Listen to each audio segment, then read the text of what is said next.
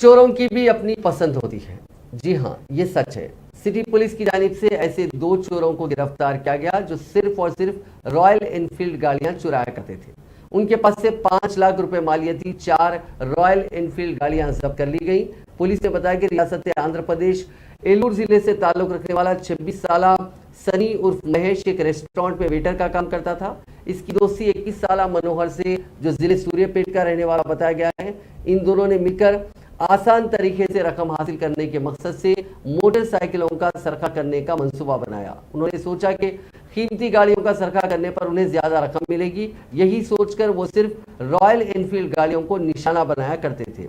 दूसरी गाड़ियों को वो हाथ तक नहीं लगाते थे।